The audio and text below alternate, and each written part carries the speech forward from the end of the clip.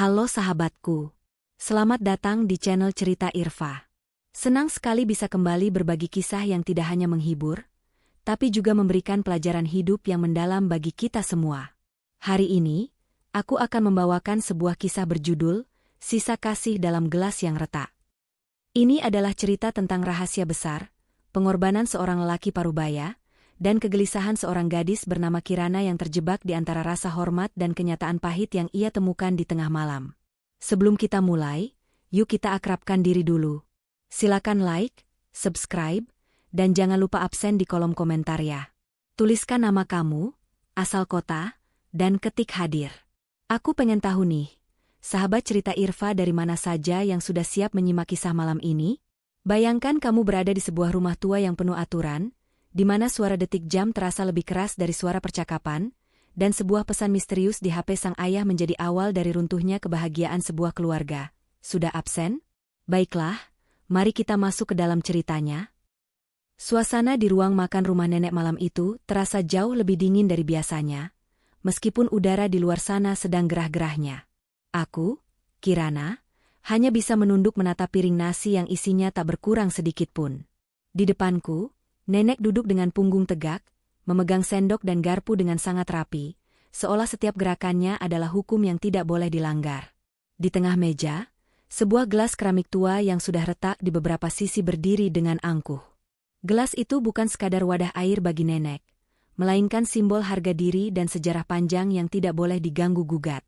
Nenek selalu berkata bahwa barang yang sudah retak tidak akan pernah bisa kembali utuh. Dan filosofi itu ia terapkan pada semua orang di rumah ini, termasuk pada ayah dan ibu. Ayah, yang kini berusia 50 tahun, tampak sangat berbeda malam ini. Lelaki yang biasanya selalu punya lelucon untuk mencairkan suasana itu, hanya diam membisu. Wajahnya yang mulai dihiasi garis-garis keriput terlihat sangat lelah, bahkan lebih lelah dari hari-hari biasanya saat ia pulang kerja. Matanya terus menghindari tatapan nenek yang tajam. Sementara itu, ibu duduk di sebelah ayah, menyuap makanan dengan gerakan yang sangat pelan, seolah takut suara denting sendoknya akan memicu ledakan amarah dari nenek. Aku bisa merasakan ada ketegangan yang merayap di bawah meja, sesuatu yang tidak terlihat namun sangat nyata mencekik leherku.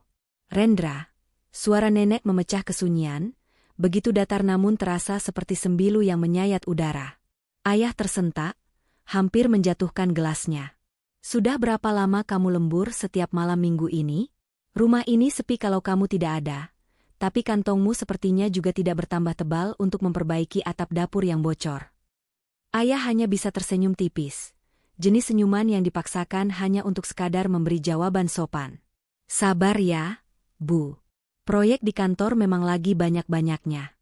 Rendra usahakan bulan depan semua sudah beres. Jawab ayah pelan. Namun, aku menangkap sesuatu yang aneh. Mata ibu langsung melirik ke arah ayah dengan tatapan yang sulit diartikan. Ada rasa cemas, rasa bersalah, dan ketakutan yang mendalam di sana. Selesai makan, suasana tidak membaik. Nenek segera beranjak ke kamarnya tanpa kata-kata tambahan, meninggalkan kami bertiga dalam kebisuan yang semakin pekat.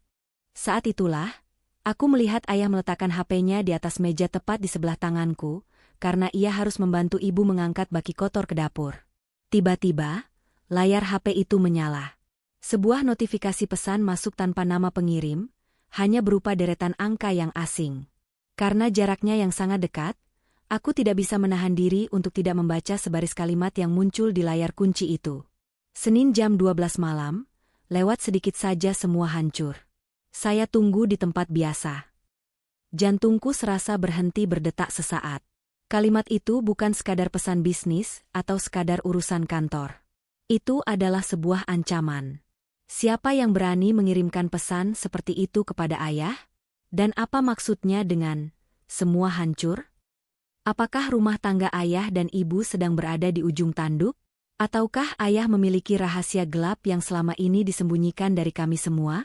Aku menatap punggung ayah yang sedang berdiri di depan wastafel dapur, terlihat sangat rapuh dan terbebani. Pikiranku langsung melayang pada nenek. Jika nenek tahu ada sesuatu yang tidak beres, gelas retak itu pasti akan dihancurkannya hingga menjadi debu, begitu pula dengan kedamaian rumah ini.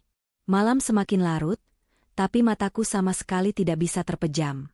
Aku terus terbayang angka 12 malam yang disebutkan dalam pesan itu. Aku melihat ibu masuk ke kamar dengan wajah pucat, sementara ayah masih duduk di teras belakang, merokok dalam kegelapan.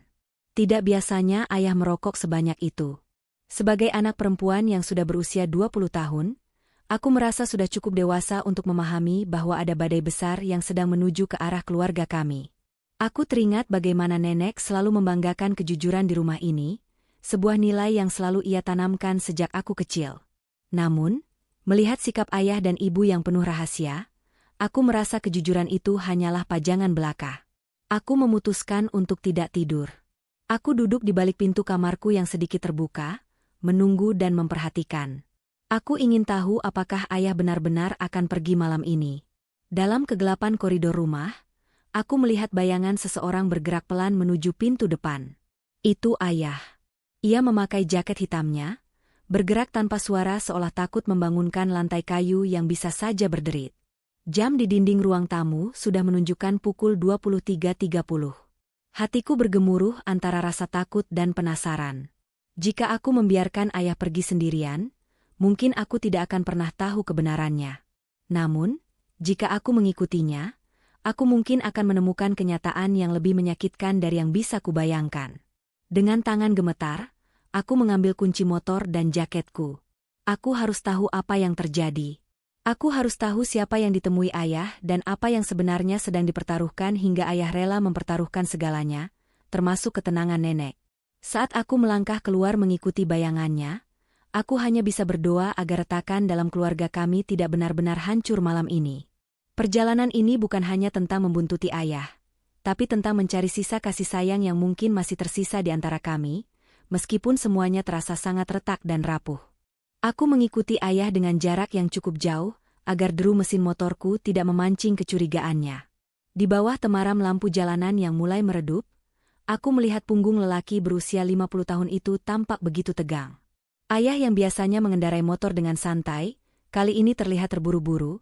Sesekali ia menoleh ke arah kaca spion seolah-olah ada sesuatu yang sedang mengejarnya. Atau mungkin ia hanya ingin memastikan tidak ada orang rumah yang menyadari kepergiannya. Pikiranku berkecamuk hebat. Sebagai mahasiswi usia 20 tahun, aku sudah sering mendengar cerita tentang krisis parubaya, tentang lelaki yang mencari pelarian di luar rumah karena tekanan batin. Tapi melihat bagaimana ayah selama ini memperlakukan nenek dan ibu dengan sangat lembut, rasanya mustahil jika ayah melakukan pengkhianatan. Namun, pesan misterius tentang jam 12 malam itu terus terngiang di kepalaku, seperti lonceng kematian yang siap menghancurkan segalanya. Suasana jalanan kota di malam Senin ini terasa sangat sunyi, hanya ada beberapa kendaraan yang melintas. Ayah tidak menuju ke arah kantornya, juga tidak ke arah rumah teman-temannya yang aku kenal. Ia justru mengarahkan motornya menuju pinggiran kota, melewati kawasan gudang tua yang jarang dilewati orang jika malam sudah larut. Bulu kuduku meremang. Untuk apa ayah ke tempat sepi seperti ini? Apakah ini berhubungan dengan pekerjaan sampingannya yang sering ia sebut sebagai lembur? Ataukah ini sesuatu yang jauh lebih berbahaya? Aku teringat wajah nenek di meja makan tadi. Jika nenek tahu anak laki-laki satu-satunya berada di tempat seperti ini pada jam hampir tengah malam, beliau pasti akan sangat kecewa. Bagi nenek, martabat keluarga adalah segalanya, lebih berharga daripada nyawa itu sendiri. Gelas retak di meja makan itu seolah-olah sedang mengawasiku dari kejauhan, mengingatkanku bahwa satu langkah salah saja bisa membuat seluruh bangunan keluarga ini runtuh. Tiba-tiba, ayah menghentikan motornya di depan sebuah ruko yang pintunya tertutup rapat. Namun ada sedikit cahaya yang merembes dari celah bawah pintu rolling door tersebut. Aku segera mematikan mesin motorku dan bersembunyi di balik sebuah pohon besar yang letaknya agak jauh. Dari kejauhan, aku melihat ayah turun dari motor dengan gerakan yang sangat gelisah. Ia berkali-kali melihat ke arah jam tangannya, lalu mondar-mandir di depan ruko tersebut. Wajahnya yang biasanya tenang kini penuh dengan gurat kecemasan yang mendalam. Tak lama kemudian, pintu ruko itu terbuka sedikit, dan seorang pria berbadan tegap keluar sambil merokok. Mereka tampak terlibat dalam percakapan yang sangat serius. Meskipun aku tidak bisa mendengar apa yang mereka bicarakan, dari gerakan tubuh ayah yang tampak memohon, aku tahu ini bukan pertemuan biasa. Ayah terlihat seperti orang yang sedang terdesak, orang yang sedang mempertaruhkan sesuatu yang sangat besar. Aku merasa dadaku sesak melihat pemandangan itu. Ayah yang selalu aku banggakan sebagai sosok pahlawan, kini terlihat begitu rapuh dan tak berdaya di depan orang asing itu. Aku teringat pada ibu. Mengapa ibu seolah-olah tidak tahu apa-apa? Ataukah ibu sebenarnya tahu tapi memilih untuk pura-pura buta? Sikap ibu yang tenang namun gemetar saat makan tadi mulai masuk akal sekarang. Ibu pasti menyembunyikan sesuatu yang berhubungan dengan kegelisahan ayah. Mungkinkah ibu yang menyebabkan ayah berada dalam posisi sulit ini? Aku teringat beberapa minggu terakhir, ibu sering sekali menerima telepon dengan suara berbisik, dan wajahnya akan langsung pucat setiap kali ada kurir yang datang membawa surat-surat tertutup. Saat itu aku tidak menaruh curiga, tapi sekarang semua kepingan puzzle itu mulai membentuk sebuah gambaran yang sangat mengerikan. Lelaki tegap itu kemudian menyerahkan sebuah berkas kepada ayah. Ayah membacanya dengan sangat teliti di bawah lampu jalanan yang remang-remang. Aku bisa melihat tangan ayah gemetar hebat saat memegang kertas itu. Setelah menandatangani sesuatu, ayah menyandarkan kepalanya di jok motor, menarik napas panjang seolah-olah baru saja melepas beban yang sangat berat, namun di saat yang sama, ia tampak kehilangan jiwanya. Aku ingin sekali berlari ke arahnya, memeluknya, dan bertanya apa yang sebenarnya terjadi. Tapi kaki ini terasa kaku, terpaku pada tanah. Aku takut jika aku muncul sekarang, rahasia yang ia jaga dengan susah payah akan meledak saat itu juga. Aku tidak ingin menjadi penyebab retaknya gelas itu, menjadi kepingan yang tak bisa diperbaiki lagi. Pria itu kembali masuk ke dalam ruko dan mengunci pintunya rapat-rapat. Ayah tetap berdiri di sana selama beberapa menit, menatap langit malam yang mendung. Aku bisa melihat ia menyeka air mata dengan punggung tangannya. Pemandangan itu menghancurkan hatiku. Lelaki sekuat ayah, yang selama 50 tahun hidupnya selalu menjadi pilar bagi kami, kini menangis di tempat antah berantah sendirian.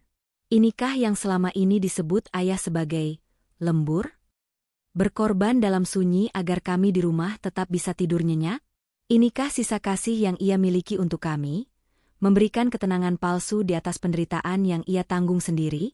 Jam di tanganku menunjukkan tepat pukul 12 malam. Batas waktu yang disebutkan di pesan singkat itu. Ayah kemudian kembali menaiki motornya dan bersiap untuk pulang. Aku segera bergegas menuju motorku, mencoba untuk mendahuluinya agar aku sampai di rumah lebih dulu. Sepanjang perjalanan pulang, pikiranku terus berputar. Siapa pria itu? Apa yang ditandatangani ayah? Dan yang paling penting, apa peran ibu dalam semua drama tengah malam ini? Aku merasa ada jurang yang tiba-tiba terbuka di antara kami sebagai keluarga. Rumah yang selama ini aku anggap sebagai pelabuhan paling aman, kini terasa seperti medan perang yang penuh dengan jebakan rahasia. Aku harus mencari tahu lebih banyak. Aku tidak bisa hanya diam menonton ayah hancur perlahan-lahan. Sesampainya di rumah, aku segera memarkirkan motor dengan sangat pelan di luar pagar, lalu mengendap-endap masuk melalui pintu samping yang kuncinya sudah aku siapkan. Aku masuk ke kamar dan menutup pintu tepat sebelum aku mendengar suara motor ayah masuk ke halaman. Aku duduk di balik pintu, mengatur napas yang tersenggal-senggal karena rasa takut dan lelah. Aku mendengar langkah kaki ayah yang sangat berat menaiki tangga. Langkah kaki itu tidak terdengar seperti langkah seorang pemenang, melainkan seperti langkah seorang tawanan yang baru saja menyerahkan kemerdekaannya. Aku juga mendengar suara pintu kamar ayah dan ibu terbuka, lalu suara bisikan lirih ibu yang menyambutnya. "Sudah selesai, Pak?" tanya ibu dengan nada yang sangat pelan namun penuh dengan kecemasan. Aku mendekatkan telingaku ke dinding kayu yang membatasi kamarku dengan kamar mereka. "Sudah, Bu. Tapi kita sudah tidak punya apa-apa lagi sekarang. Tabungan Kirana, aset rumah ini, semuanya sudah menjadi jaminan," jawab ayah dengan suara yang pecah. Aku menutup mulutku agar jeritanku tidak keluar. Tabungan kuliahku? Rumah nenek? Jadi ini semua bukan tentang perselingkuhan, tapi tentang kehancuran finansial yang sangat besar. Dan dari nada bicara ayah, ia tidak sedang menyalahkan dirinya sendiri, melainkan sedang memberi laporan kepada ibu. Kemarahan mulai tumbuh di dalam dadaku. Apa yang telah ibu lakukan hingga membuat ayah harus kehilangan segalanya? Malam itu, aku tidak bisa tidur sekejap pun. Bayangan gelas retak milik nenek terus muncul di dalam benakku. Gelas itu sekarang bukan lagi sekadar simbol masa lalu, tapi gambaran masa depan kami. Kita semua sedang berpura-pura bahwa semuanya baik-baik saja, padahal di bawah permukaan, retakan itu sudah menjalar kemana-mana, menunggu waktu yang tepat untuk benar-benar pecah dan melukai siapa saja yang mencoba memegangnya. Aku memandang foto keluarga kami di atas meja belajar. Wajah kami di sana terlihat sangat bahagia, sangat utuh. Tapi sekarang, aku tahu bahwa kebahagiaan itu hanyalah sebuah topeng yang dijaga oleh air mata ayah di tengah malam. Aku bersumpah, aku akan mencari tahu apa yang sebenarnya terjadi, dan siapa yang sebenarnya berkhianat dalam rumah ini. Sisa kasih ini harus diselamatkan, atau kami semua akan hancur bersama gelas yang sudah lama retak itu. Matahari pagi menembus celah jendela kamarku, tapi cahayanya sama sekali tidak membawa kehangatan. Aku terbangun dengan kepala yang berdenyut hebat, sisa dari ketegangan semalam yang menguras seluruh energiku. Di luar kamar, aku mendengar suara kesibukan di dapur. Suara denting piring dan aroma nasi goreng yang biasanya membangkitkan selera, kini justru membuat perutku mual. Aku bangkit dari tempat tidur, mencoba membasuh muka agar jejak tangis dan kantukku tidak terbaca oleh siapapun. Aku harus bersikap normal, seolah-olah aku tidak tahu bahwa semalam ayah mempertaruhkan masa depanku di bawah kolong jembatan penyeberangan yang kumuh. Aku harus berpura-pura menjadi Kirana yang biasa, mahasiswi tingkat akhir yang hanya peduli dengan skripsi dan tugas-tugas kampus. Saat aku melangkah ke ruang makan, pemandangan yang menyambutku sungguh kontras dengan kenyataan yang aku temukan semalam. Ibu sedang sibuk menata meja, gerakannya sangat lincah seolah tidak terjadi apa-apa. Ia tersenyum padaku, sebuah senyuman yang biasanya terasa sangat menyejukkan, tapi kini terlihat seperti topeng plastik yang retak. Di sampingnya, nenek sudah duduk di kursinya yang biasa, sedang mengelap gelas keramik keramat itu dengan kain beludru. Nenek memperlakukan gelas itu seperti bayi yang rapuh, penuh dengan ketelitian. Ayah sendiri duduk di kursi kepalanya, memegang koran namun matanya tidak bergerak mengikuti tulisan. Ia hanya menatap satu titik dengan pandangan kosong. Wajah ayah jauh lebih pucat dari semalam, dan aku bisa melihat lingkaran hitam yang sangat jelas di bawah matanya. "Kirana, ayo sarapan. Ibu sudah buatkan nasi goreng kesukaanmu," ucap ibu dengan nada ceria yang dipaksakan. Aku hanya mengangguk pelan dan mengambil duduk di sebelah ayah. Saat tanganku tak sengaja menyentuh tangan ayah saat mengambil sendok, aku merasakan tangannya begitu dingin, sedingin es. Ayah tersentak, lalu menatapku. Ada ketakutan di matanya, seolah ia takut rahasianya tertulis di keningku. "Kamu tidurnya telat ya, Nak? Matamu merah sekali," tanya ayah dengan suara serak. Aku menelan ludah, mencoba mencari alasan yang paling masuk akal. "Iya, yah. Skripsi Kirana lagi banyak revisi dari dosen," jawabku singkat tanpa berani menatapnya lebih lama. Aku tidak bisa berbohong dengan baik jika harus menatap mata ayah yang penuh beban itu. Tiba-tiba, suara nenek memecah keheningan. Tadi malam ibu mendengar suara motor keluar rumah jam 11 lewat. "Rendra, kamu pergi kemana malam-malam begitu?" Pertanyaan nenek membuat suasana di meja makan mendadak membeku. Aku bisa melihat ibu langsung berhenti mengunyah. Tangannya memegang garpu dengan sangat erat hingga buku-buku jarinya memutih. Ayah terdiam cukup lama, mencoba mengatur napasnya sebelum menjawab. "Oh, itu. Rendra cuma keluar sebentar ke apotek, Bu." Perut Rendra mendadak melilit. "Mungkin salah makan waktu di kantor tadi siang," jawab ayah dengan nada yang diatur agar terdengar tenang. Nenek hanya bergumam kecil, matanya kembali fokus pada gelas retaknya. "Lain kali jangan keluar malam-malam. Zaman sekarang banyak orang jahat, banyak orang yang tidak bisa dipercaya bahkan oleh bayangannya sendiri." Sindiran nenek terasa seperti tamparan bagiku. Aku melirik ke arah ibu, dan untuk pertama kalinya, aku melihat ibu tidak berani menatap nenek. Ibu justru menunduk dalam-dalam, menyembunyikan wajahnya di balik piring nasi. Setelah nenek selesai sarapan dan pergi ke taman belakang untuk menyiram tanaman, aku segera mendekati ibu yang sedang membereskan meja. Ayah sudah pergi ke depan, katanya ingin memanaskan mesin motor.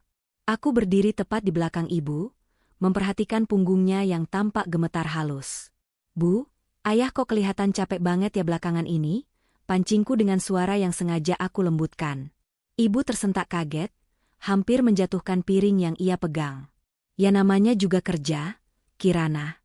Kamu kan tahu ayahmu itu paling gak bisa lihat kita kekurangan," jawab ibu tanpa menoleh padaku. "Bukan cuma capek, Bu. Kayak orang yang lagi banyak pikiran," lanjutku lagi, kali ini aku sedikit menekan nada suaraku. Ibu akhirnya menoleh, menatapku dengan tatapan yang sulit dijelaskan. Ada permohonan di matanya, seolah ia memintaku untuk tidak bertanya lebih jauh. Sudah, jangan banyak tanya yang gak penting. Kamu fokus saja belajar supaya cepat lulus dan bisa bantu orang tua, ucap ibu ketus, lalu segera beranjak ke dapur dengan langkah 1000.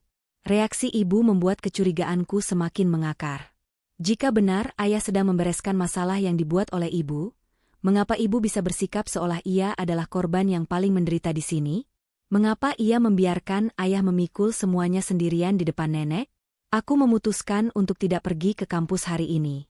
Aku butuh jawaban. Aku menyelinap ke dalam kamar ayah dan ibu saat mereka berdua sedang sibuk di bagian rumah yang lain. Kamar itu tertata rapi, seperti tidak ada rahasia di dalamnya. Aku mulai memeriksa laci meja rias ibu, tempat ia biasanya menyimpan surat-surat tagihan bulanan. Awalnya aku tidak menemukan apa-apa selain tagihan listrik dan air yang sudah dibayar. Namun, saat aku meraba bagian belakang laci, aku menemukan sebuah amplop kecil yang terselip di celah kayu. Dengan tangan yang basah oleh keringat dingin, aku membukanya. Di dalamnya bukan surat cinta atau perhiasan, melainkan tumpukan resi bukti transfer bank dan beberapa lembar catatan kecil dengan angka-angka yang sangat fantastis. Mataku terbelalak saat membaca catatan itu. Angkanya bukan hanya jutaan, tapi mencapai ratusan juta rupiah. Di sana tertulis nama-nama yang tidak kukenal, dengan keterangan, cicilan pokok, dan bunga keterlambatan. Ada juga selembar surat peringatan dari sebuah koperasi simpan pinjam yang menyatakan bahwa jika pembayaran tidak dilakukan sebelum tanggal 1, maka aset yang dijadikan jaminan akan segera disita. Aset itu adalah rumah ini, rumah yang selama ini menjadi tempat berteduh nenek sejak masa muda. Aku merasa duniaku berputar. Jadi ini alasan pesan misterius semalam? Jam 12 malam atau semuanya hancur? Itu merujuk pada batas akhir pembayaran agar surat rumah ini tidak melayang ke tangan orang lain. Yang paling membuatku sesak napas adalah aku melihat beberapa resi transfer itu menggunakan nama ibu sebagai pengirimnya. Namun sumber dananya berasal dari rekening tabungan masa depanku yang seharusnya hanya bisa dicairkan untuk biaya akhir wisudaku. Ibu benar-benar menggunakan uangku tanpa izin. Ibu mempertaruhkan rumah nenek. Aku terduduk di lantai kamar, memegang kertas-kertas itu dengan rasa hancur yang tak terlukiskan. Semua rasa gregetan dan marah yang kupendam sejak semalam meledak menjadi satu. Aku ingin sekali berlari keluar, meneriaki ibu di depan nenek, dan membongkar semua kepalsuan ini. Namun, saat aku teringat wajah ayah yang menangis di bawah lampu jalan semalam, langkahku terhenti. Ayah sudah tahu semuanya. Ayah tahu ibu melakukan kesalahan besar ini, tapi ayah memilih untuk menutupinya. Ayah lebih memilih untuk dihina nenek karena dianggap tidak becus mengurus rumah daripada membiarkan nenek tahu bahwa menantu kesayangannya adalah orang yang hampir membuat kami gelandangan. Sisa kasih sayang ayah kepada ibu ternyata begitu buta, atau mungkin terlalu tulus hingga melampaui logika. Aku mendengar suara langkah kaki mendekat ke arah kamar.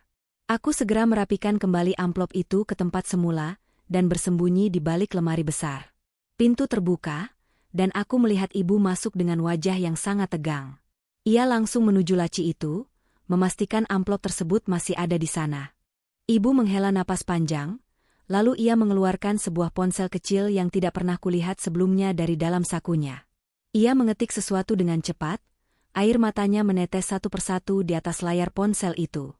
Aku bisa mendengar isaknya yang tertahan. "Maafkan saya, Pak Rendra. Saya janji ini yang terakhir," bisiknya lirih, hampir tidak terdengar. Mendengar itu, rasa marahku sedikit memudar, berganti dengan rasa kasih yang bercampur benci. Ibu memang bersalah, tapi ia tampak sangat tersiksa dengan perbuatannya sendiri. Namun, tetap saja, pengorbanan ayah terlalu besar untuk dibayar dengan sekadar air mata. Aku keluar dari persembunyianku setelah ibu pergi, meninggalkan kamar itu dengan satu kesimpulan pahit. Aku sekarang adalah pemegang rahasia kedua setelah ayah. Gelas dalam keluarga ini bukan lagi sekadar retak, tapi sudah pecah, dan kami hanya sedang menempelnya kembali dengan air mata dan kebohongan agar nenek tidak melihat kerusakannya.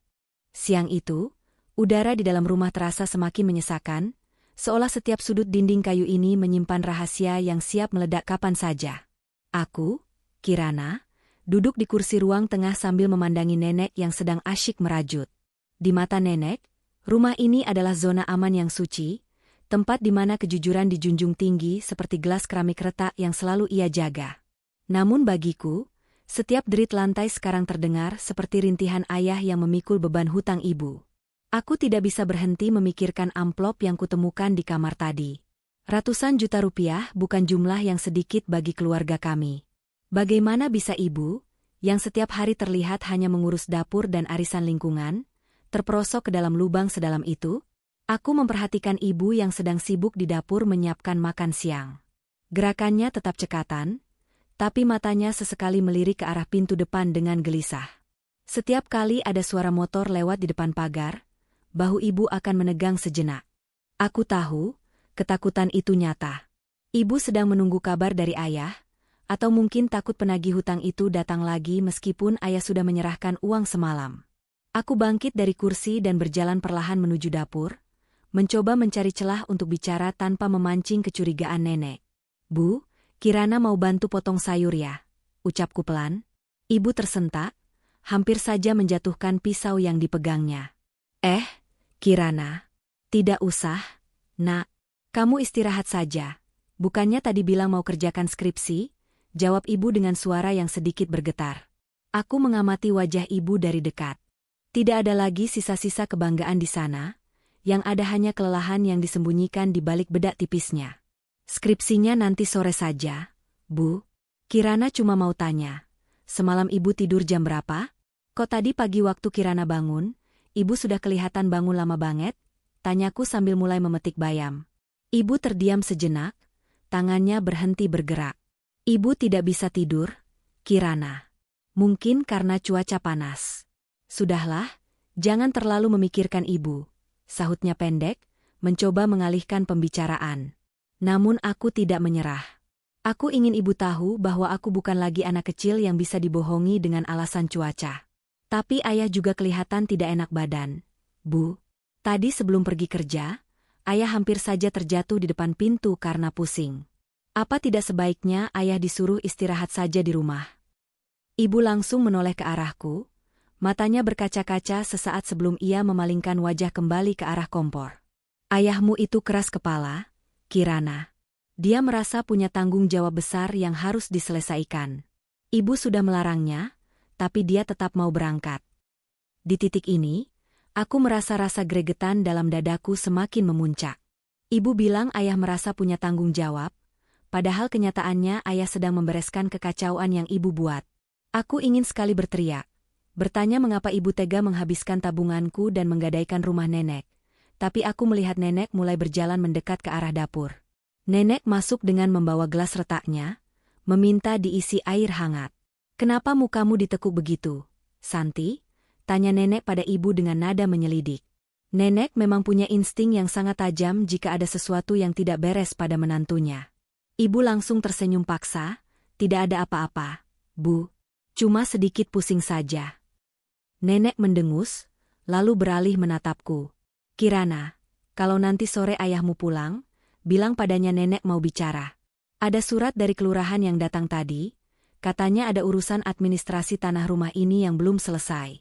Nenek bingung, bukannya surat tanahnya selalu disimpan rapi oleh Rendra? Mendengar kata, surat tanah, jantungku seakan merosot ke perut. Aku melirik ibu, dan kulihat wajahnya kini benar-benar sepucat kapas. Ia hampir saja menumpahkan kuah sayur ke tangannya sendiri.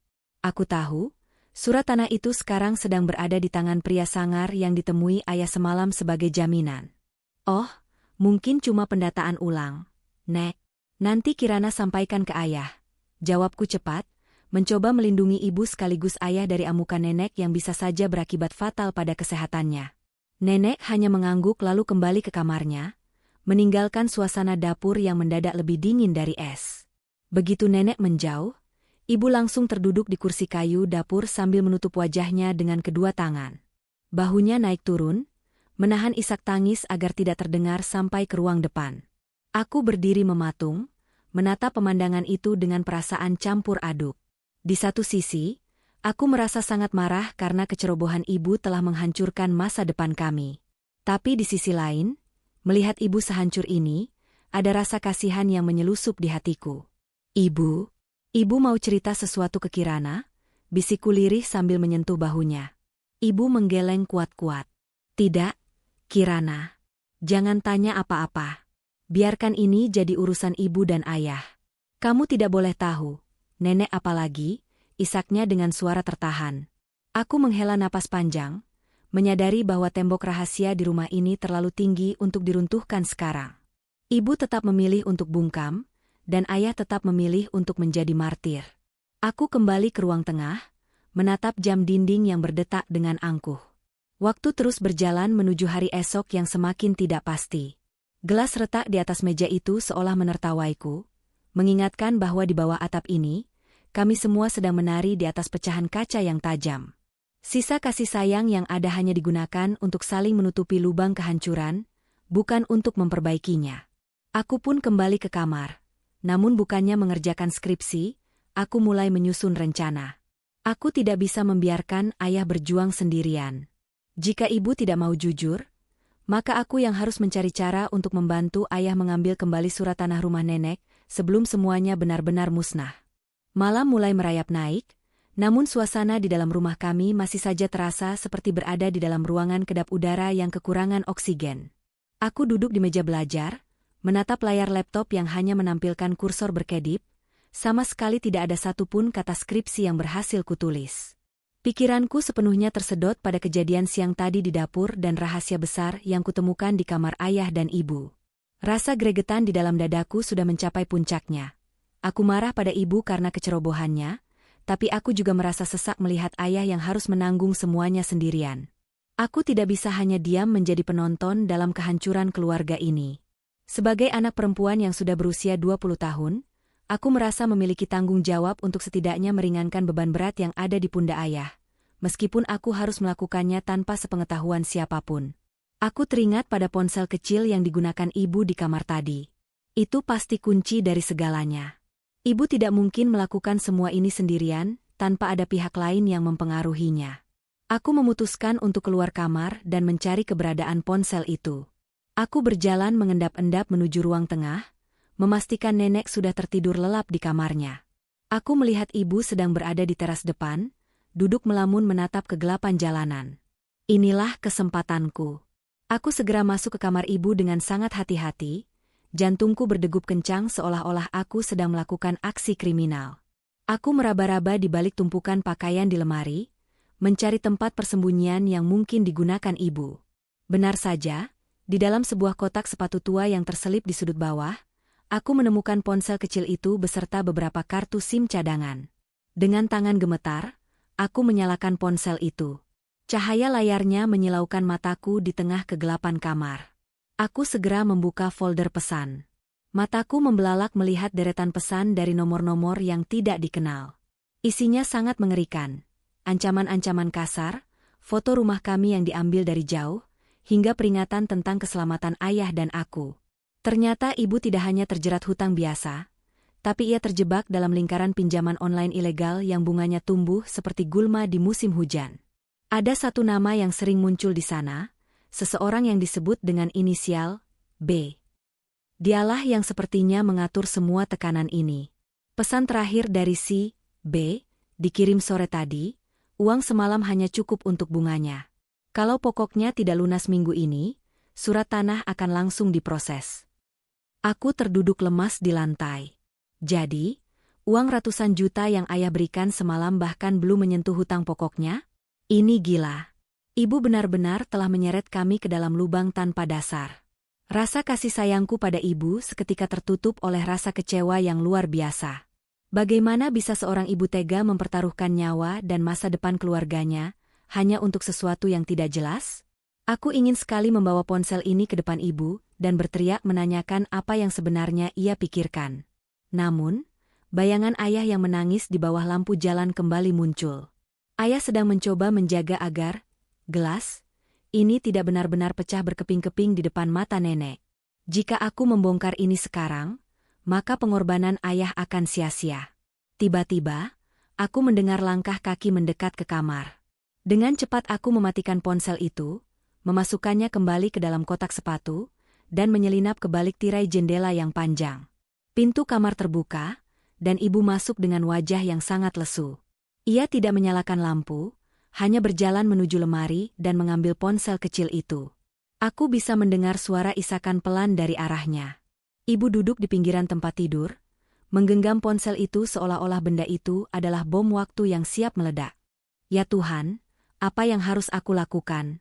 Rendra bisa membenciku selamanya kalau dia tahu ini belum selesai, bisik ibu di tengah isakannya.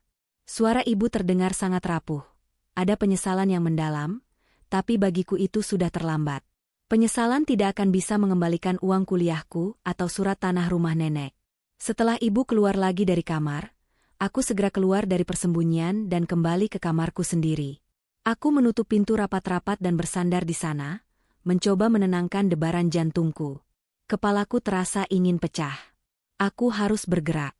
Aku harus mencari tahu siapa si B ini dan di mana kantor mereka. Mungkin dengan ilmuku sebagai mahasiswa, aku bisa mencari celah hukum atau setidaknya mencari bantuan tanpa melibatkan nenek. Tapi masalahnya, setiap pergerakanku bisa saja membahayakan ayah. Ayah sekarang menjadi tawanan dari kesalahan ibu, dan aku menjadi saksi bisu yang tidak berdaya. Malam itu, ayah pulang lebih larut dari biasanya. Aku menunggunya di ruang tamu dengan lampu yang sengaja kumatikan sebagian. Saat pintu depan terbuka, aku melihat ayah masuk dengan langkah yang terseok-seok. Ia terkejut melihatku masih duduk di sana. "Kirana, kenapa belum tidur, Nak?" tanya ayah pelan. Ia mencoba tersenyum, tapi wajahnya menunjukkan bahwa ia sedang berada di titik terendah dalam hidupnya. Aku bangkit dan mendekati ayah, lalu tanpa berkata apa-apa, aku memeluknya dengan sangat erat. Aku bisa merasakan tubuh ayah yang gemetar. "Ayah, jangan tanggung semuanya sendirian. Kirana tahu," bisikku lirih di dadanya. Ayah membeku. Ia tidak menjawab, tapi aku bisa merasakan air matanya jatuh di puncak kepalaku. Di dalam kegelapan ruang tamu itu, sisa kasih yang kami miliki terasa begitu pedih. Kami berdua berdiri dalam keheningan, memikul rahasia yang sama tentang wanita yang paling kami sayangi di rumah ini. Retakan di gelas milik nenek mungkin belum terlihat olehnya, tapi bagiku dan ayah, gelas itu sudah hancur, dan kami hanya sedang berusaha memegang kepingan-kepingannya agar tidak melukai lantai rumah ini. Aku berjanji dalam hati, aku tidak akan membiarkan ayah hancur lebih dalam lagi, apapun risikonya. Pelukan ayah malam itu terasa seperti pelukan seorang prajurit yang baru saja kalah di medan perang. Tidak ada kata-kata yang keluar dari mulutnya, hanya helaan napas berat yang seolah membawa beban bertonton. Aku bisa merasakan detak jantung ayah yang tidak beraturan di balik kemeja kerjanya yang sudah kusut. Sebagai anak perempuan yang baru menginjak usia 20 tahun, melihat ayah dalam kondisi sehancur ini membuat duniaku terasa terbalik. Ayah, sosok yang selama ini menjadi tembok pelindung paling kokoh, kini justru terasa sangat rapuh di dekapanku. Aku melepaskan pelukan itu perlahan, menatap matanya yang memerah dan penuh dengan gurat keputusasaan. "Yah, Kirana sudah lihat pesan-pesan di HP kecil itu. Kirana tahu soal si B," ucapku setenang mungkin, meski sebenarnya batinku menjerit. Ayah tersentak, wajahnya yang pucat menjadi semakin pucat pasi. Ia mundur selangkah, menatapku dengan tatapan tidak percaya sekaligus malu. "Kirana, kamu tidak seharusnya tahu tentang ini. Ayah tidak mau masa depanmu terganggu karena masalah ini." Suara ayah bergetar hebat. Ia memalingkan wajah, tidak sanggup menatap mataku lebih lama lagi. Aku memegang lengan ayah, mencoba menyalurkan sedikit kekuatan yang masih tersisa di dalam diriku. Masa depan Kirana sudah terganggu sejak ayah mulai menangis sendirian di tengah malam. "Jangan usir Kirana dari masalah ini, Yah. Kita harus bicara jujur sebelum nenek curiga lebih jauh karena urusan surat tanah itu." Akhirnya, ayah membawaku duduk di kursi kayu di pojok ruang tengah, tempat yang cukup jauh dari kamar nenek. Di bawah cahaya lampu remang-remang, ayah akhirnya bercerita dengan suara yang sangat lirih, hampir berupa bisikan. Semuanya bermula setahun yang lalu, saat ibu tergiur oleh tawaran investasi dari teman arisannya yang ternyata adalah kedok untuk penipuan. Karena takut uang belanja bulanan habis, ibu mencoba menutupinya dengan meminjam uang dari aplikasi ilegal. Namun, bunganya mencekik leher, membuat ibu terus meminjam dari satu aplikasi ke aplikasi lain untuk menutupi hutang sebelumnya. Ibarat menggali lubang untuk menutup lubang, ibu akhirnya terjebak dalam hutang ratusan juta rupiah yang kini jatuh ke tangan rentenir kejam berinisial B itu. Ayah baru tahu sebulan yang lalu saat orang-orang itu mulai mendatangi kantor ayah. Ucap ayah sambil memijat keningnya yang tampak sangat pening. Ibumu menangis sejadi-jadinya.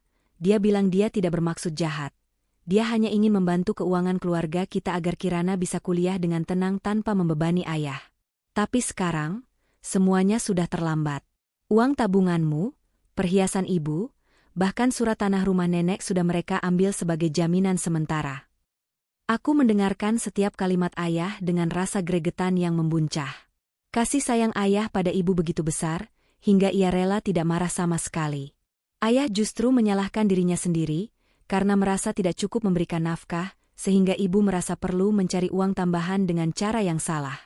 Kemarahanku pada ibu semakin sulit terbendung. Bagaimana bisa ibu bersikap seolah tidak terjadi apa-apa di depan nenek, sementara suaminya sendiri sedang sekarat memikirkan cara agar mereka tidak diusir dari rumah ini? Kenapa ayah tidak biarkan ibu bicara jujur saja pada nenek? Biar ibu tanggung jawab atas apa yang dia lakukan. Puncaku dengan nada yang sedikit naik.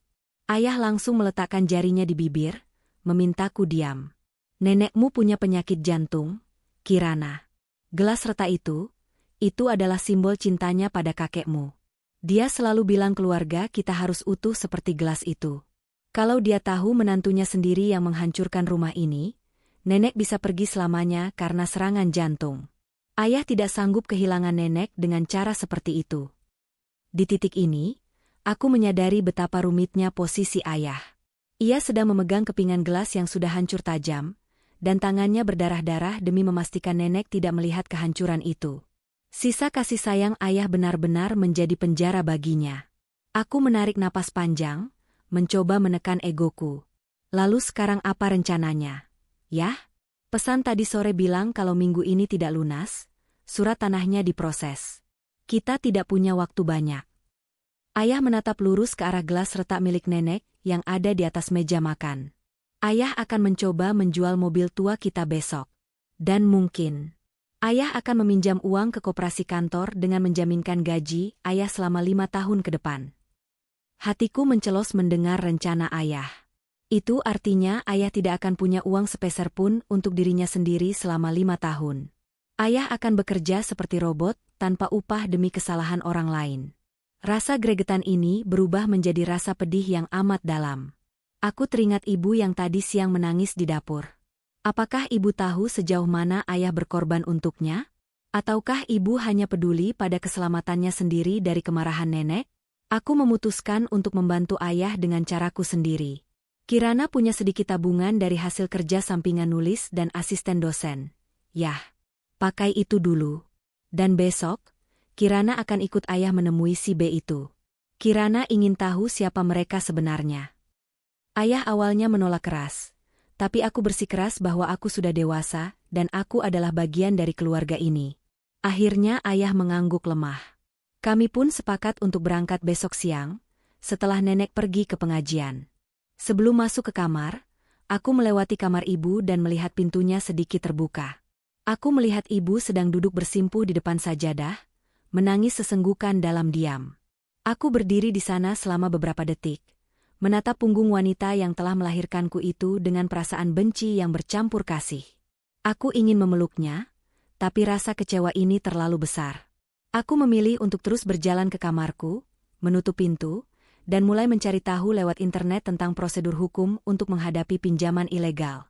Aku tidak akan membiarkan ayah berjalan sendirian ke mulut harimau. Gelas ini boleh saja retak, tapi aku tidak akan membiarkan kepingannya melukai ayah lebih dalam lagi. Siang itu, matahari seolah membakar aspal jalanan, menambah kegerahan dalam dadaku saat aku duduk di boncengan motor ayah. Kami bergerak menuju sebuah ruko di kawasan yang cukup padat, tempat yang menurut ayah menjadi kantor bayangan si B. Sepanjang perjalanan, aku memeluk pinggang ayah dengan erat. Aku bisa merasakan tulang-tulang di punggungnya yang tampak lebih menonjol, tanda bahwa berat badannya turun drastis dalam waktu singkat. Ayah benar-benar sedang menguap, habis dimakan oleh beban yang tidak seharusnya ia pikul sendirian. Kami sengaja berangkat setelah memastikan nenek diantar oleh supir tetangga ke acara pengajian bulanan, Sementara ibu hanya diam mematung di ambang pintu saat kami pamit. Matanya yang sembab menatap kami seolah-olah kami sedang berangkat menuju medan perang. Sesampainya di depan ruko yang dimaksud, jantungku berdegup kencang hingga terasa ke telinga. Ruko itu tidak memiliki papan nama, hanya kaca gelap yang tertutup rapat dari dalam. Ayah menarik napas panjang, mencoba menenangkan dirinya sebelum mendorong pintu kaca tersebut. Begitu masuk, aroma asap rokok yang menyengat langsung menyambut kami. Di balik meja besar, duduk seorang pria dengan jaket kulit hitam. Dialah si B, tatapannya dingin, menatap ayah dengan seringai yang meremehkan. Tepat waktu, Pak Rendra. Saya kira Anda butuh waktu lebih lama untuk mengumpulkan recehan dari kantor Anda, ucapnya dengan suara serak yang membuat bulu kuduku berdiri. Ayah meletakkan sebuah tas kecil di atas meja. Ini sisa dari penjualan mobil dan beberapa barang berharga lainnya. Saya minta tolong, kembalikan surat tanah rumah ibu saya. Kita bisa bicarakan cicilan sisa hutang pokoknya dengan cara yang lebih manusiawi. Suara ayah terdengar sangat rendah, penuh kerendahan hati yang membuat hatiku tersayat. Aku berdiri di samping ayah, menatap pria itu dengan tatapan tajam yang tidak gentar sedikitpun. Si B membuka tas itu, menghitung uang di dalamnya dengan gerakan malas, lalu melemparkannya kembali ke meja. Ini masih kurang, Pak. Bunga hariannya terus berjalan. Anda pikir surat tanah itu jaminan murah? Saya punya banyak pembeli yang siap mengambil alih rumah di lokasi strategis seperti itu kalau Anda gagal bayar minggu ini. Rasa gregetan yang sejak kemarin ku pendam akhirnya meledak. Aku melangkah maju, menepis tangan ayah yang mencoba menahanku. Manusiawi sedikit bisa tidak? Ayah saya sudah memberikan segalanya. Kalian menjebak ibu saya dengan sistem bunga yang tidak masuk akal. Saya mahasiswa hukum, dan saya tahu apa yang kalian lakukan ini ilegal. Teriakku dengan suara yang gemetar karena amarah. Si B tertawa terbahak-bahak, lalu menatapku dengan tatapan yang sangat tidak sopan. Oh, jadi ini putri Pak Rendra yang tabungannya sudah habis dipakai ibunya sendiri? Cantik juga. Tapi di sini, hukum tidak berlaku, Nona. Yang berlaku adalah tanda tangan ibumu di atas materai ini. Mau lapor polisi? Silakan. Tapi besok pagi rumahmu akan rata dengan tanah dan nenekmu akan tahu bahwa menantunya adalah seorang penjudi dan penghutang kelas kakap. Apa jantung nenekmu kuat mendengar itu? Mendengar ancaman itu, ayah langsung menarikku ke belakang punggungnya. Cukup. Jangan bawa-bawa putri saya. Saya akan cari kekurangannya. Beri saya waktu 2 hari lagi, ucap ayah dengan nada memohon yang sangat memilukan. Si B hanya mengangkat bahu, lalu menyalakan rokoknya lagi. 2 hari. Kalau tidak, anggap saja rumah itu sudah bukan milik keluarga kalian lagi. Kami keluar dari ruko itu dengan perasaan yang lebih hancur daripada saat kami datang. Di parkiran, ayah menyandarkan tubuhnya di motor, menutupi wajahnya dengan kedua tangan. Aku bisa mendengar isakan tertahan dari balik telapak tangannya. Yah, maafkan Kirana. Kirana cuma tidak tahan melihat ayah dihina seperti itu.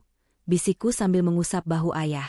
Ayah menggeleng pelan, lalu menatapku dengan mata yang basah. Kamu tidak salah, Nak. Ayah yang salah karena tidak bisa melindungi kalian semua. Tapi benar kata dia, kita tidak bisa ambil risiko soal nenek. Nenek sangat bangga dengan rumah itu satu-satunya kenangan dari bapak yang masih tersisa. Kami pun pulang dalam keheningan yang lebih pekat dari sebelumnya. Di tengah jalan, aku mulai berpikir keras. Jika ayah sudah tidak punya apa-apa lagi untuk dijual, maka hanya ada satu cara, ibu harus bergerak. Ibu tidak boleh terus bersembunyi di balik punggung ayah sementara ayah sedang dicabik-cabik oleh rentenir. Sesampainya di rumah, aku melihat ibu sedang duduk di ruang tamu bersama nenek yang baru saja pulang. Nenek sedang memamerkan gelas retaknya, bercerita betapa indahnya kenangan masa lalu, sementara ibu hanya mengangguk-angguk dengan wajah yang tampak kosong. Melihat pemandangan itu, rasa gregetanku pada ibu semakin menjadi-jadi. Ibu tampak begitu pengecut, membiarkan suaminya menanggung malu sendirian sementara ia duduk manis di depan nenek. Begitu nenek masuk ke dapur, aku langsung menarik tangan ibu menuju teras belakang dengan kasar.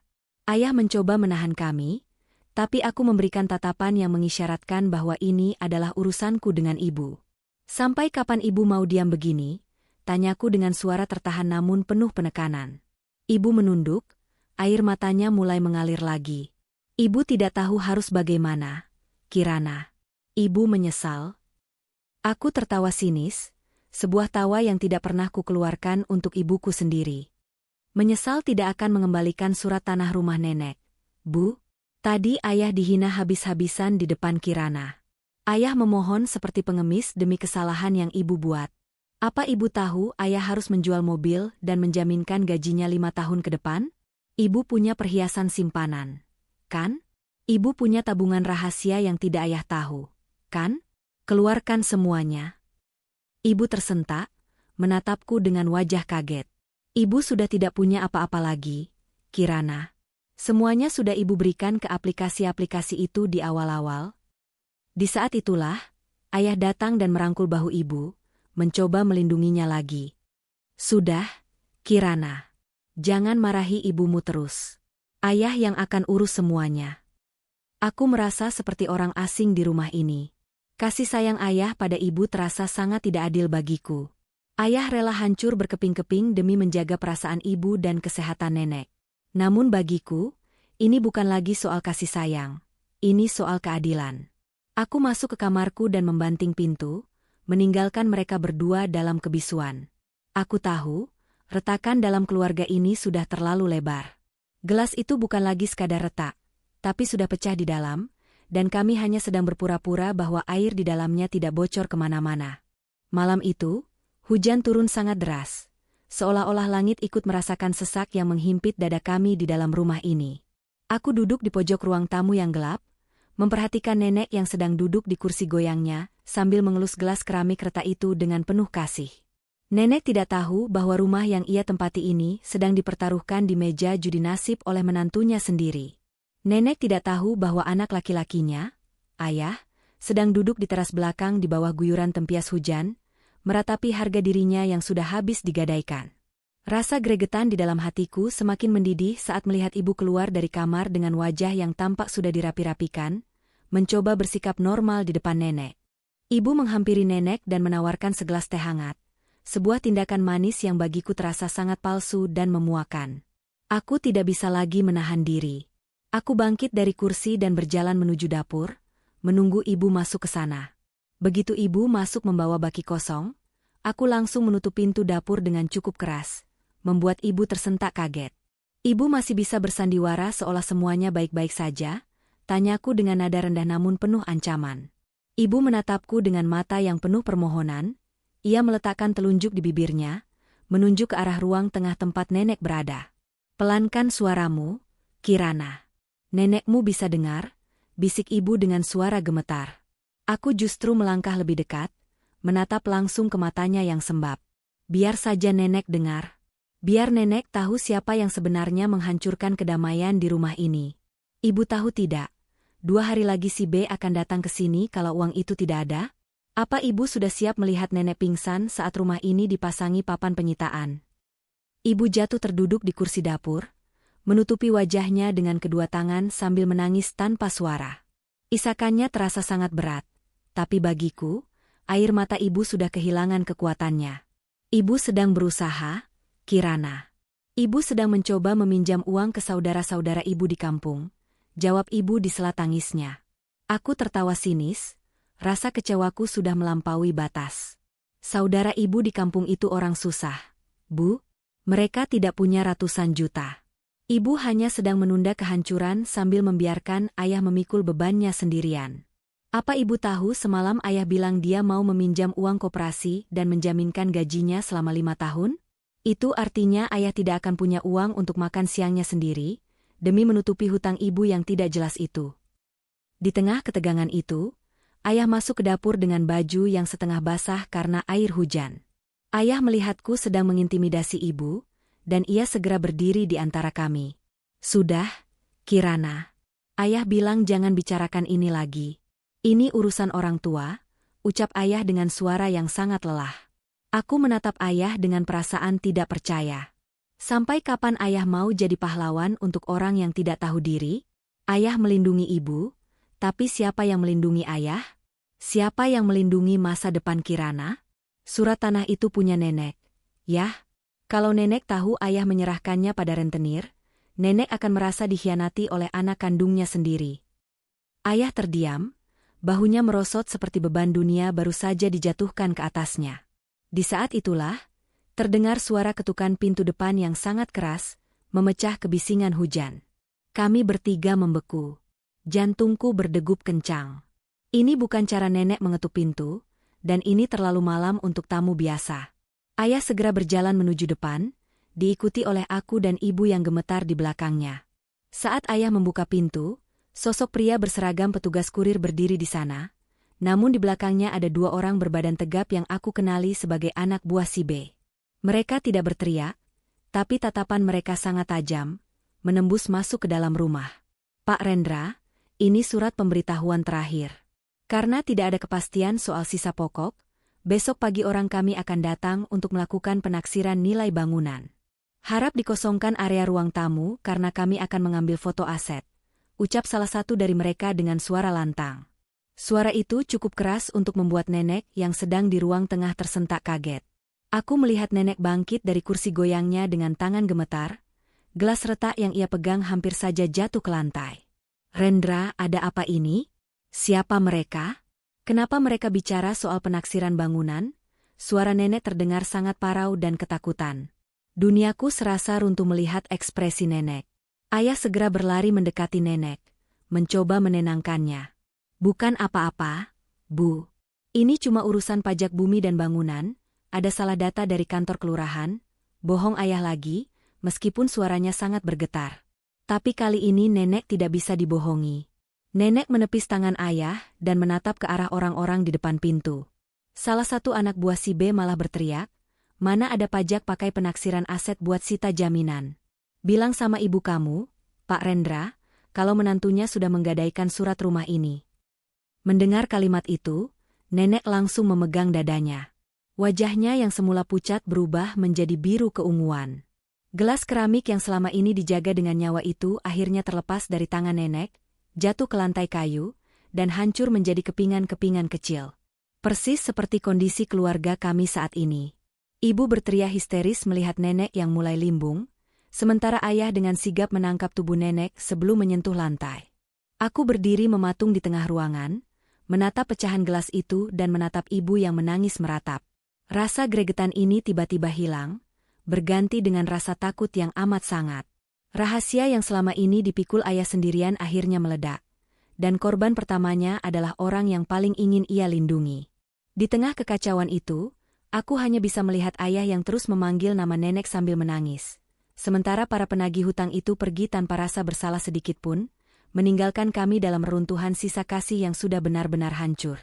Suasana rumah yang tadinya penuh dengan ketegangan, seketika berubah menjadi kengerian yang nyata. Nenek terkulai lemas di pelukan ayah, napasnya tersengal-sengal pendek, sementara matanya menatap kosong ke langit-langit rumah. Di lantai, pecahan gelas keramik yang hancur berkeping-keping seolah menjadi nisan bagi kedamaian keluarga kami yang baru saja mati. Aku, Kirana, tersadar dari kekakuanku dan segera berlari mencari minyak kayu putih dan telepon genggam untuk menghubungi ambulans.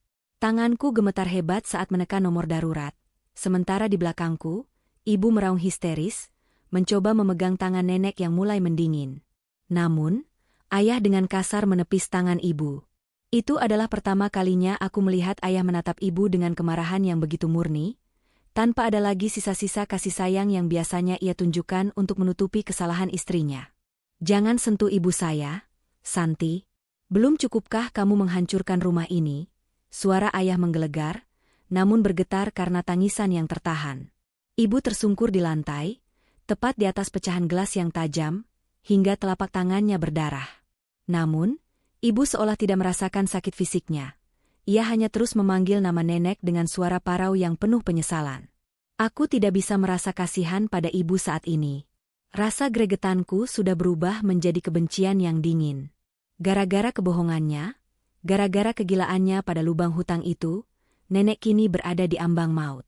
Aku segera membantu ayah mengangkat tubuh nenek ke sofa, mencoba memberikan pertolongan pertama semampu yang kutahu sebagai anak muda yang hanya belajar dari artikel kesehatan internet. Ambulans datang 10 menit kemudian dengan raungan sirine yang membelah keheningan malam yang hujan. Saat petugas medis mengangkat nenek ke dalam tandu, Ayah langsung naik mendampinginya. Aku hendak ikut, namun ayah menatapku dengan tegas. Kirana, kamu tinggal di sini. Jaga rumah. Pastikan tidak ada orang-orang itu lagi yang masuk. Dan kamu? Ayah menoleh ke arah ibu yang masih terduduk lemas di lantai dengan tangan berlumuran darah. Jangan pernah berani menampakkan mukamu di rumah sakit kalau kamu masih punya hati. Pintu ambulans tertutup rapat, meninggalkan aku dan ibu dalam kehampaan rumah yang kini terasa sangat luas dan mengerikan. Aku berdiri mematung di ambang pintu, menatap tetesan hujan yang masuk ke teras. Aku menoleh ke arah ibu yang masih belum beranjak dari posisinya.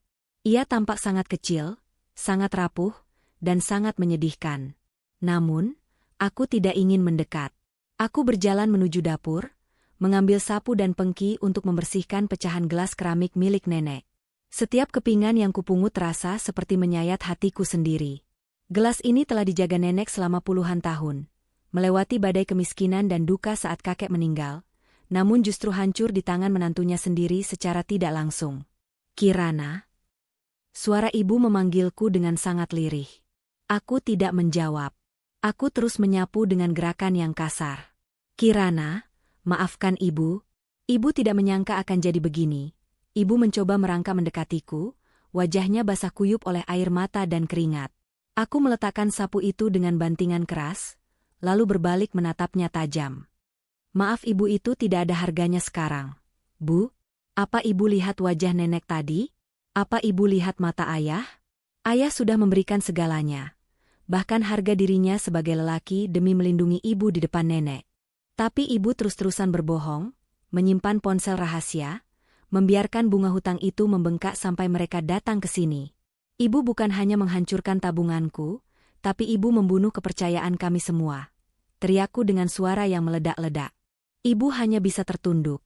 Bahunya terguncang hebat karena tangisan. Ibu terjebak, Kirana.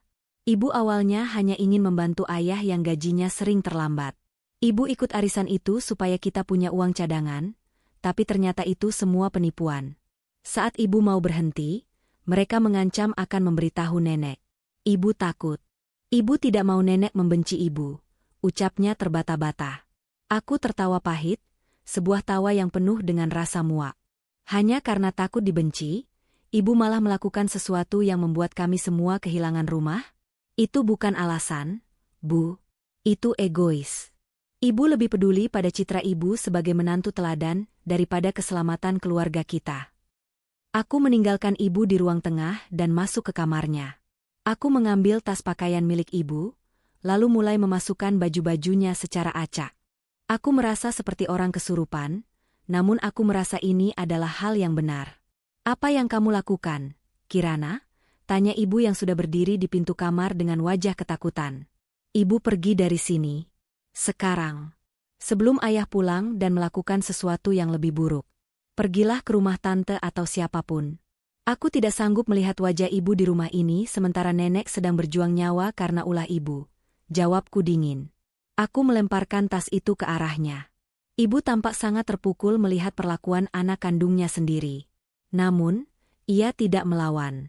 Ia menyadari bahwa di rumah ini, ia sudah tidak memiliki tempat lagi. Dengan tangan yang masih terbalut sapu tangan untuk menahan darah, ibu mengambil tas itu. Sebelum melangkah keluar pintu, ia menoleh padaku. Jaga ayah dan nenek, Kirana. Ibu memang bukan ibu yang baik. Ibu akan cari cara untuk menyelesaikan ini, meskipun ibu harus menjual nyawa ibu sendiri. Aku tidak membalas ucapannya. Aku hanya menatapnya hingga bayangannya hilang ditelan kegelapan malam dan sisa hujan. Setelah ibu pergi, rumah terasa sangat sunyi, sebuah kesunyian yang mencekam. Aku duduk di sofa tempat nenek pingsan tadi, memandangi lantai yang sudah bersih dari pecahan gelas. Aku sendirian sekarang, memikul sisa-sisa reruntuhan kasih sayang yang sudah tidak berbentuk lagi. Aku mengambil ponselku, melihat ada pesan singkat dari ayah, nenek sudah di ruang ICU. Kondisinya kritis. Doakan saja. Aku memejamkan mata, memeluk lututku, dan menangis dalam diam. Di umurku yang ke-20 ini, aku baru menyadari bahwa cinta yang terlalu besar tanpa kejujuran hanya akan berakhir menjadi racun yang mematikan. Ayah mencintai ibu dengan buta, dan ibu mencintai harga dirinya dengan salah. Dan kini, aku adalah satu-satunya yang tersisa untuk menjaga sisa kasih dalam keluarga yang sudah retak total ini. Pagi harinya, suasana rumah terasa seperti makam yang luas. Aku tidak tidur sekejap pun, hanya duduk mematung di kursi ruang tamu, menatap lantai kayu tempat gelas keramik nenek hancur semalam. Tidak ada lagi aroma kopi yang biasa ayah seduh, tidak ada suara denting penggorengan dari dapur tempat ibu biasanya menyiapkan sarapan. Yang ada hanya sunyi yang menyesakkan. HP-ku bergetar, sebuah pesan dari ayah masuk, nenek sudah sadar, tapi bicaranya masih sulit. Ayah akan pulang sebentar untuk mengambil baju dan surat-surat. Tunggu di sana. Aku menarik napas panjang, mencoba mengumpulkan kekuatan yang tersisa di dalam tubuhku yang terasa sangat ringan dan kosong. Tak lama kemudian, suara motor ayah terdengar berhenti di depan pagar.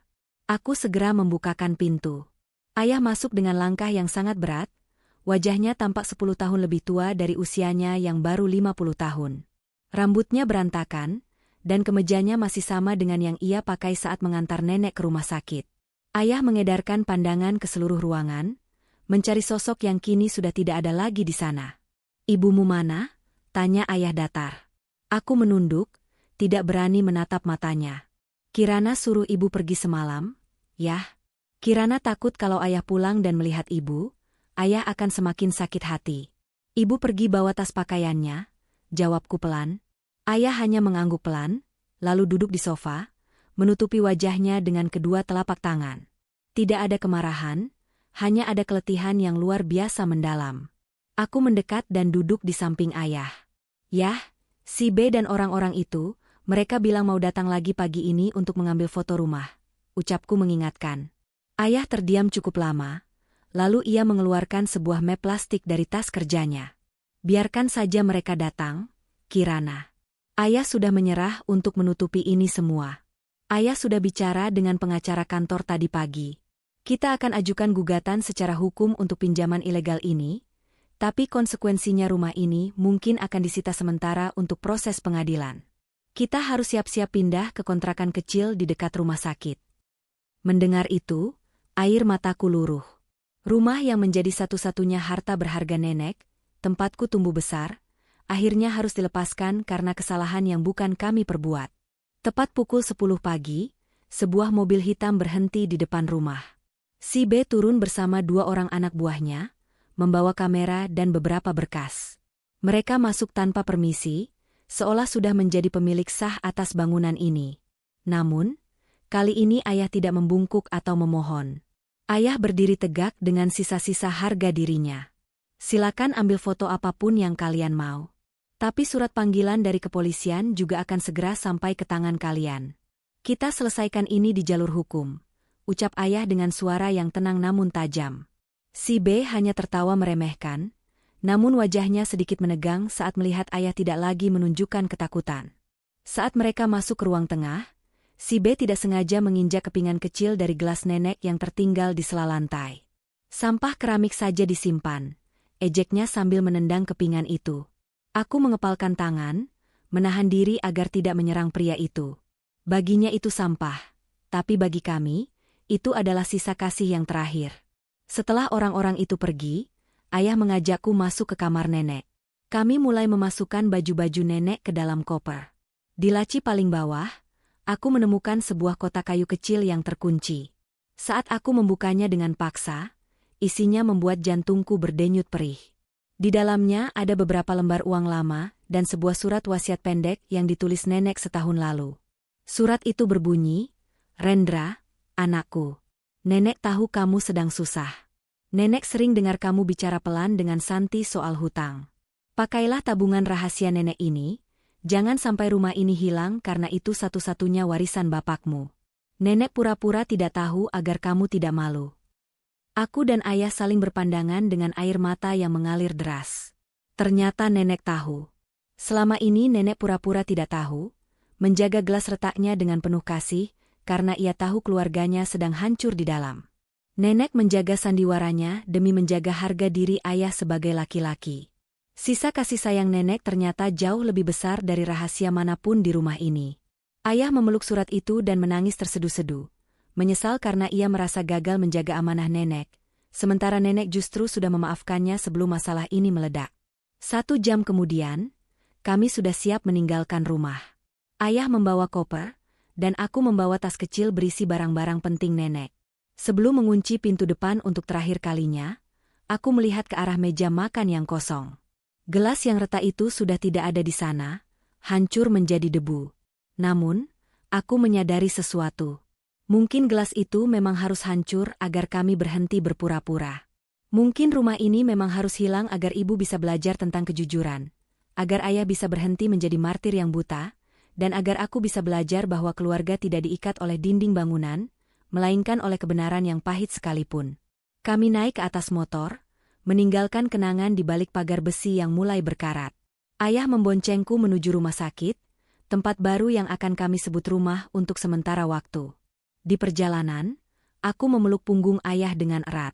Kami sudah tidak punya rumah, tabunganku sudah ludes, dan nenek masih berjuang untuk hidup. Namun, di balik semua keretakan ini, aku merasa ada sesuatu yang baru saja tumbuh, sebuah kejujuran yang membebaskan. Kami akan mulai dari nol, tanpa rahasia, tanpa sandiwara jam 12 malam. Sisa kasih dalam gelas yang retak itu mungkin sudah tumpah ke lantai, tapi kasih sayang yang sesungguhnya kini sedang kami kumpulkan kembali, keping demi keping, untuk membangun sesuatu yang lebih kokoh dari sekadar keramik tua. Pesan moral. Kejujuran adalah pondasi utama dalam sebuah keluarga. Cinta yang diungkapkan melalui kebohongan, meskipun tujuannya untuk melindungi, hanyalah akan menunda kehancuran yang lebih besar. Jangan pernah mempertaruhkan kepercayaan orang yang kita sayangi demi harga diri semu, karena sekali gelas kepercayaan itu pecah, ia tidak akan pernah bisa kembali utuh sepenuhnya.